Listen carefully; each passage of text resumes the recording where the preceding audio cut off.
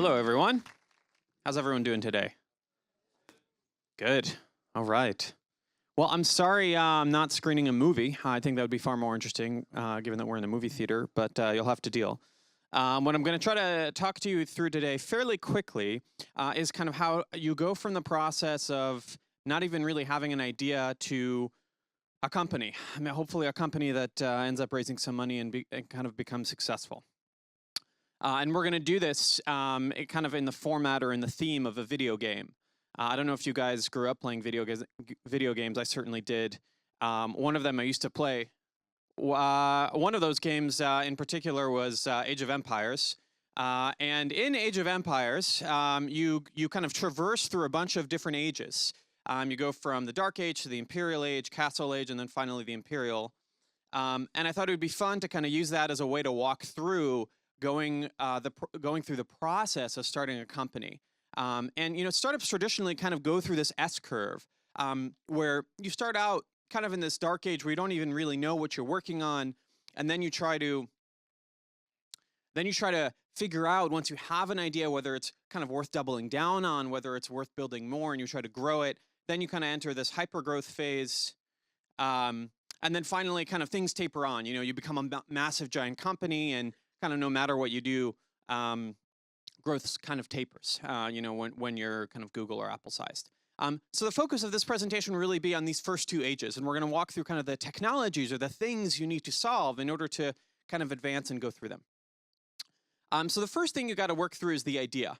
And this is one thing I hear a lot from people is that, I don't have a good startup idea. What should I do?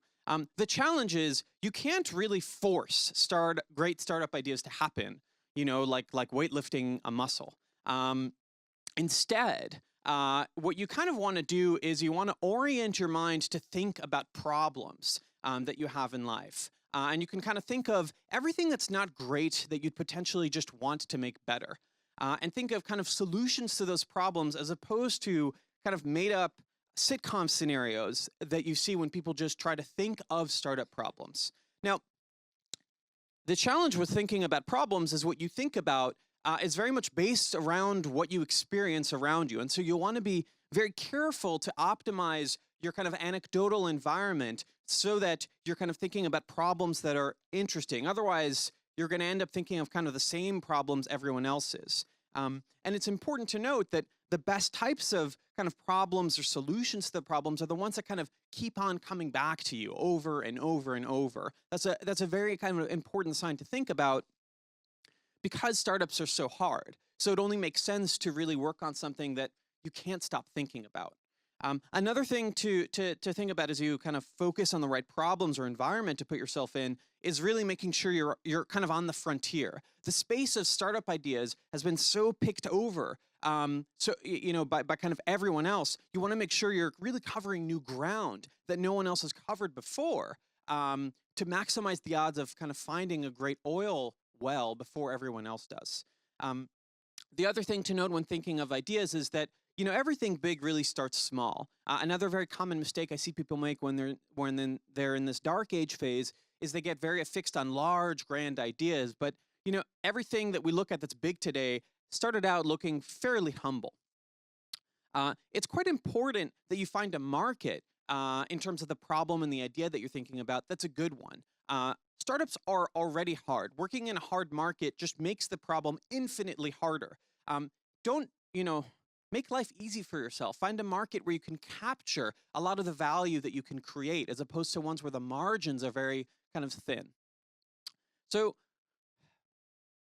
turning all of this stuff kind of into action, the one thing you should take away from this is the kind of environment that you're in will drive a lot in terms of the problems that you focus on and how you orient your mind. And so what you want to do is you want to kind of put yourself either in a physical environment, in a physical place that will cause you to be thinking about kind of interesting things with other interesting people. And certainly the Ivy League or college campuses more broadly are kind of a good place for this. That's why you see so many startups come out of that place. Or kind of a digital environment. And Pioneer, the new company I started, is very much an attempt to build this. It's a community of people out there on the internet, all competing, all trying to build really interesting things or do really kind of advanced research in different areas. We've funded about 25 people around the world working on everything from fundamental research in machine learning to building giant marketplaces in countries like Africa and India, to research in biology. And so I would think about orienting your kind of yourself either, if you can, in a physical environment, and if not, maybe a digital one. This is kind of what Pioneer looks like. There's an online leaderboard. People try to get more points over the course of 30 days in order to kind of win these awards and prizes we hand out. And points are kind of roughly correlated to how much progress you're making on whatever project you're working on. And so it serves as kind of a good, almost hedonic treadmill for productivity. All right, so let's imagine you've got the idea. And so you kind of now want to advance to the next stage, to the feudal age. The feudal age, whereas the dark age was all about finding the idea, this one is all about finding product market fit, or I think the best way to define that for startups is growing your thing. So how do you grow an idea? The first thing you got to realize is the idea in the form that you have will probably need a lot of polish, and you're going to have to spend a lot of time refining it. A lot of your hypotheses about what might make something great or bad are probably wrong, and you kind of need to buy the information of how to make it better. And the way you buy that information is you have to spend an uncomfortable amount of time talking to your users. I say uncomfortable because the personality traits of founders are often mismatched to what they need to be in this phase. You need to transform yourself into a salesperson a little bit. Spend more time than you almost feel right talking to people, trying to get feedback from them. And just think of yourself as refining your idea, trying to kind of get proprietary information about what's wrong about it that no one else has figured out. I don't know of a single idea that was just kind of headshotted, that was just conceived of, that was instantly successful. There's always refining to be done. And you want to orient yourself to do that as opposed to just working on something in a cave, which may be what your personality kind of dictates you to want to do. One thing that I hear a lot from people when they're in this phase is they found a lot of people that are excited for their product. They're excited about their product. This is especially true if you try to sell to businesses. They may be really excited about what you're doing. The sad thing is excitement isn't enough. So there's an interesting question of what is enough? What should you track? Because ultimately, you are what you measure, and your metrics are your kind of map to success. So in terms of metrics to focus on in this stage, there really are three. The best one is revenue, because that correlates to what you'll need as you end up building your company. If you track revenue, it's best to track it on a weekly basis and just try to grow it as much as you can. Really great companies will grow anywhere from 5 to 10% at this phase early on, because the absolute numbers are so small. The other one that people like to track is usage. This is a little bit more dangerous because usage and revenue only sometimes correlate, and the idea that you'll become Facebook in time was true for Facebook, but is also not true for a much larger number of carcasses who didn't kind of evolve into that fully fledged state.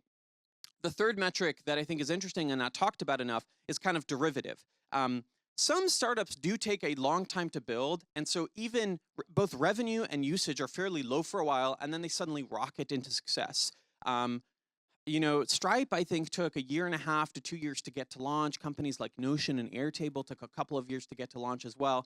And so the interesting question is, if you're working on something that's really hard, how do you figure out how to refine your idea? And the twist here, the thing to optimize for, is finding a small cohort of users that really love what you're doing, praying that they'll be able to pay for it at some point, and then just really focusing on iterating your product as much as possible and using that as kind of the KPI for success. If you don't do any of these things, the issue is you're gonna end up building kind of deformed city that no one wants to live in, because you've kind of created something that feels beautiful in your mind but is not useful to anyone else.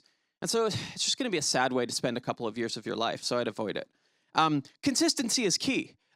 You can really pick any one of those metrics and I think be directionally successful as long as you don't stop kind of iterating on it. And a lot of building a company kind of isn't fun, and it involves, grinding. This is startup grind, I guess, after all. That's why it's really important that you find something that both matches your personality traits in terms of what you like doing and you're actually excited to build.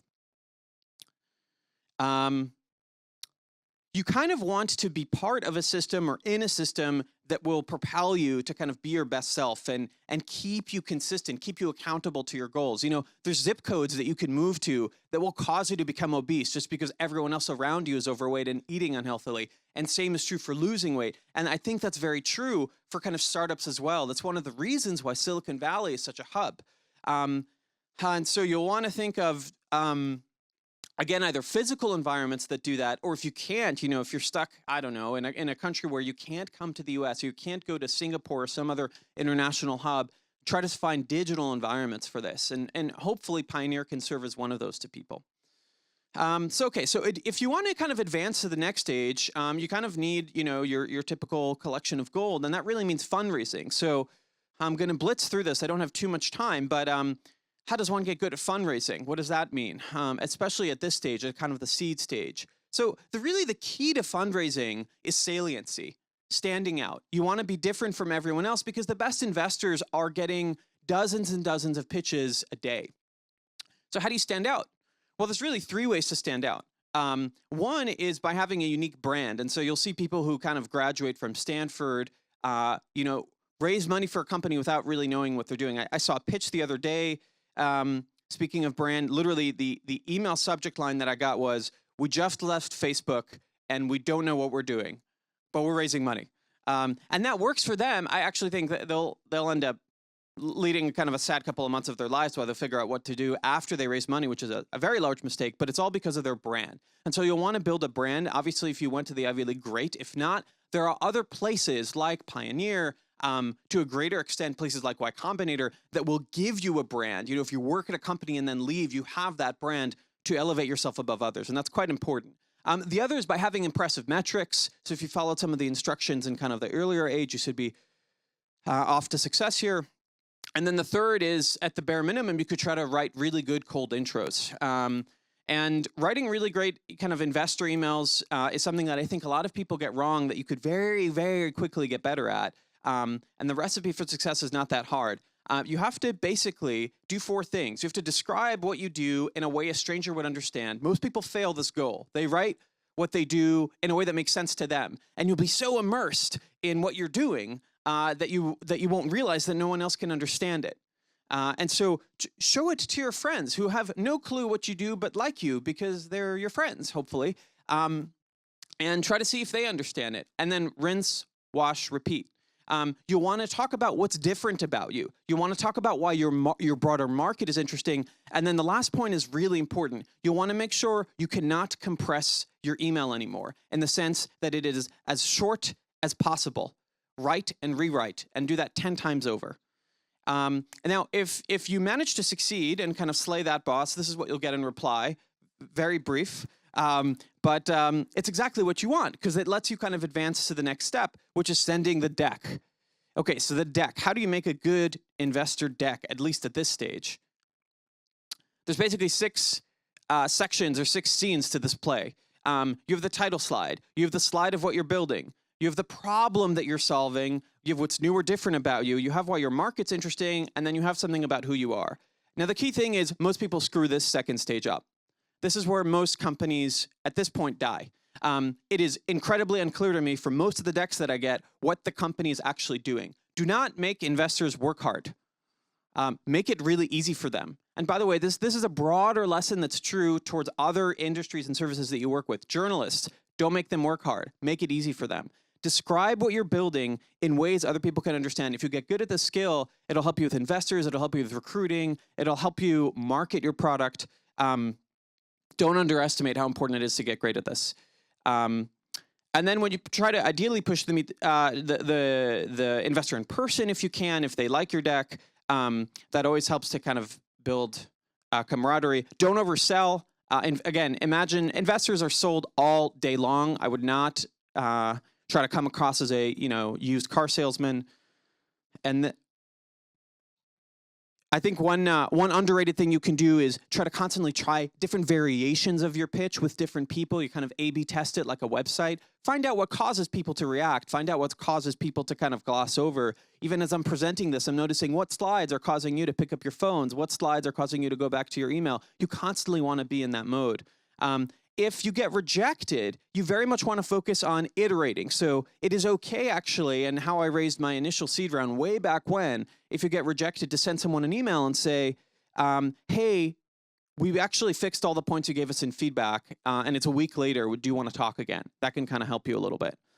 We don't have time to talk about this, but it's really important. Rejection sucks. So yeah, I mean, it's part of the game. You got to love it. You got to try to learn from it.